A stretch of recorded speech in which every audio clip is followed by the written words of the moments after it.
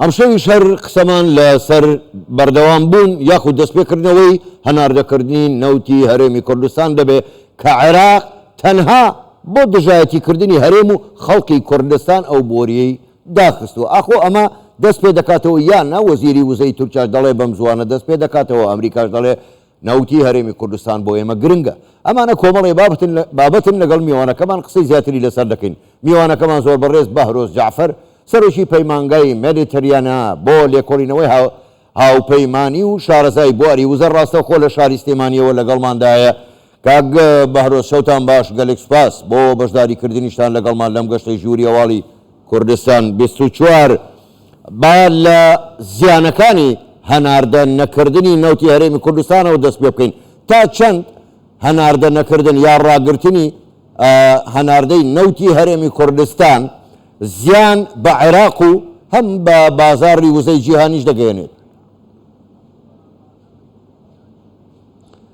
زۆر سپاس کاک حاکم. ئەم پرسە ئەوەندە ئاڵۆز و ئەوەندە فرە ئەجێنتایە، هەر لایەنێک بە کەیفی خۆی بە ئەجێندای خۆیەوە ناو مۆزوعەیە. ئێران بە ئەجێندای خۆی، کەنداویەکان بە ئەجێندای خۆیان، تورکیا بە ئەجێندای خۆی، عێراق لایەنە سیاسیەکان بە ئەجێندای خۆی، هەرێمی کوردستانیش ئەجێندای خۆی. بەڵام با من لە ژێرخانی هێڵی بۆڕی هەرێمی کوردستانەوە دەست پێ بکەم بۆەوەی تەواوی ئەم چەند دقیقەیە هەمانە پەیامەکە وەکو خۆی بگات. هەرێمی کوردستان لە دوای ساڵی 2006ەوە کە وەزارەتی سامانە سروشتیەکان و دواتر یاسای نەوت و غاز لە ژمارە 22 لە پەرلەمانی کوردستان دەرچێنراوە، ژێرخانی هێڵی بۆڕی خۆی بنیاد ناوە.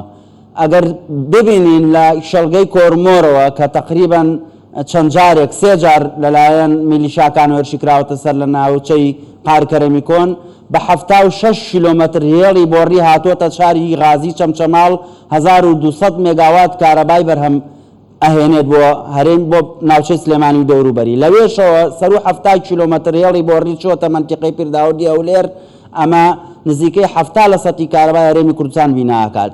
هێڵی بۆڕی نەوت لە تەقتەقەوە بە سەر و 100 کیلۆمەتر گەیشتۆتە خورمەڵە. لە خورمەڵەشەوە لە دوای ئەوەی کە مالیکی لە 2006ەوە فشارانەیە خستە سەر هەرێمی کوردستان و بە هەموو شێوێ محاولەی ئەکرد کە ئەو فیدراڵیەتەی بە هەرێمی کوردستان درابوو بە زۆری ئەزانیش لە دوای 2005ەوە هیچ مامەڵەیەکی کەوتووی لەگەڵ هەرێمی کوردستانان ناکرد، فشارێک لە دوایەکەکان هەبوون، بۆی هەرێمی کوردستان بیری لەوە کردەوە سربەخۆ هێڵێکی بۆڕی خۆی بە پێی ئەو یاسایەی کە لە پەرلەمانی کوردستان دەرچۆ ساڵی 2007 بفرۆشێت. ئەو هێڵەش 221 کیلۆمەترە لە شەڵگەی خورمەڵەوە کە لە ژێر کۆنتڕۆلی هەرێمی کوردستانە تا فیشخابوور. لە فیشخابووریشەوە تورکیا هێڵێکی بۆڕی خۆی هەیە لە ساڵی 77 لەگەڵ عێراقا دایمەزراندووە، هەتا بەندەری جێهان لەسەر دەریای سپی ناوەڕاست 615 کیلۆمەترە. تورکیا حەقی خۆیەتی ئەم 615 کیلۆمەتر بۆڕیە بەخێو کا، خۆ نابێ هەوای پیا بڕوا بێ نەوتی پیا بچێ، وەنیە ئەویش مافی خۆیەتی پاسەوانێتی لەو بۆڕیە ئەکات و زەریبە وەربگرێ لەو بۆڕیە، چ خۆی چ کۆمپانیاکانی. بۆیە ئەجەندەی هەیە لە ناو مۆزوعە بەهۆی ئەو بۆڕیەوە کە لە ساڵی 77ەوە دایمەزراندووە. بەڵێ زۆر باشە کاک بەهرۆز. ئەمڕۆ کۆنسولی ئەمریکا قسەیەکی کردەوە لە دیدارێکیدا لەگەڵ وەزیری سامانە سروشتیەکانی هەرێمی کوردستان، دەڵێ نەوتی هەرێمی کوردستان بۆ ئەمریکا گرنگە. خوێندنەوەتان بۆ ئەم قسەیە چییە؟ چ واتایەکی هەیە؟ چ پەیامێک دەدا هە بە عێراق؟ بەڵێ من لە یەک ڕەهەندەوە بۆ ئەم مەوزوعە ئەڕوانم. ڕەهەندێک کە هەمیشە ئێران لە ئاوەکانی خوارەوە لە کەنداوی فارس کە ئێران پێڵێ کەنداوی فارس، یا عەرەبەکان پێڵێن کەنداوی عەرەبی، یا ئوسامە بن لادنەی و کەنداوی ئیسلامی، بەهەرحاڵ هەر ناوێکی هەیە. لە ساڵی 87 گەورەترین ناقیلەی نەوتی لە جیهانە ئێران تەقاندێەوە لە ئاوەکانی خەلیجە. لە 94 بۆ ساڵی 98 250 ناقیلەی نەوتی ئێران بەهۆی لغم ڕێژکردنی گەروی هورمزەوە کێشەی بۆ ئەو ناوچە ئاویانە دروست کردووە کە سەتا چلی کاڵای بازرگانی بە نەوتەوە لە خواری ئاسیاوە بۆ سەرەوەی ئەوروپا بێتی ئەپەڕن ئێران کێشەی بۆ دروست کردووە. بە معنایەکی تر ئێران لە ئاوەکانی خەلیج ماوەیەکە خەریکی دروستکردنی سەرێشەیە بۆ هاوردە و هەناردەکردنی کاڵای بازرگانی بە نەوت بە هەر شێوەیەکی دیکە بێ، واتە بۆ بە مەترسی لەسەر ئاسایشی و بزە لە ناوچەکەیە. بۆیە ئیدارەی ئەمریکا و ئیمارات و تورکیا بەخۆ کەوتون لەم کاتەیە کە نرخی وزە بەرزە نرخی غازی سروشتی جیهان زۆر پێویستی پێیەتی لە پەیوەند بە جەنگی ئۆکرانیاوە بایەخ بە هەرێمی کوردستانە دەن وەکو بەشێک لە ئاسایشی وزەی جیهانی ئەڕواننە سەر پرسی وزەی هەرێمی کوردستان. باش کاک بەهرۆز شاندێکی باڵای تورکیا سەردانی عێراقیان کرد و چەندین مەرجیشیان هەبوو بەسەر عێراقا بۆ خۆ دەزانی تورکیا دەتوانێت قورجی عێراق بگرێ ناهێڵە یەک قەترە ئاوی بۆ بچێ پێ دوایە دوجار عێراق لەو عەقڵیەتە شۆڤێنێتەی خۆی سەبارەت بە نەوتی هەرێمی کوردستان پاشگەز دەبێتەوە و ملدەدا بۆ ئەوەی نەوتی هەرێمی کوردستان جارێکی کە بکەوێتە ڕێ بەرەو بازاڕەکانی جیهان.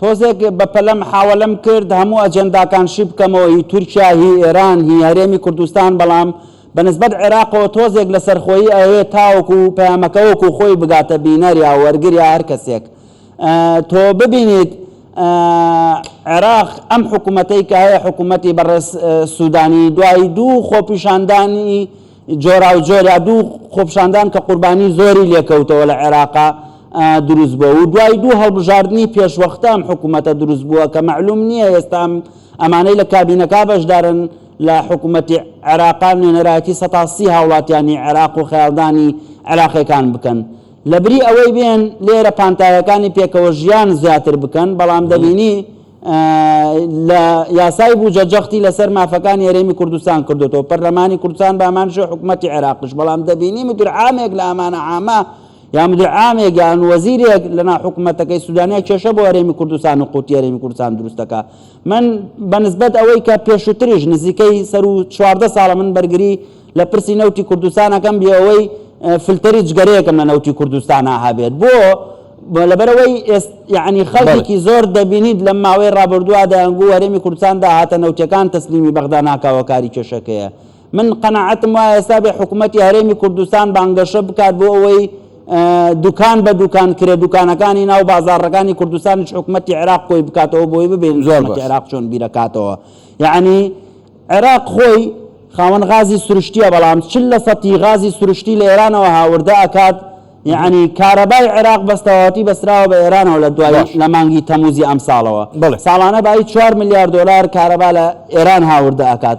وڵاتەکە بە پێی سندوقی نەقدی دەولی 152 میلیارد دلار قەرزارە کەچی دەبینی لەو دۆخەیە ئەو دێدە نەوتی هەرێمی کوردستان بەم شێوە باتەڵە پێوە کات کە نزیکەی 4 میلیارد دلار زیانی لە بودجەی عێراق داوە ئەو بودجەی کە هێشتا ڕووناکی نەبینی بوو چاوەڕوانەکرا 25% و چاوەڕێکرێ 25% کورتێنانی تێدا بێت و لەبەرەوە دۆخی عێراق دۆخێکی دژوارە هەرێمی کوردستان پرسی نەوت یا پرسی غازی سروشتی بۆ هەرێمی کوردستان پێش ئەوەی پرسی ئابووری و بەهێزکردنی کەرتی دارایی و سێکتەری دارایی هەرێمی کوردستان بێت مسۆگەرکردنی پاڵپشتی دیبلۆماسی و پاڵپشتی دەرەکیە بۆ مانەوەی هەرێمی کوردستان وەکو کەمینەیەک لە ناوچەکەیە بۆ ئەوەی بە سەقامگیری بمێنێتەوە.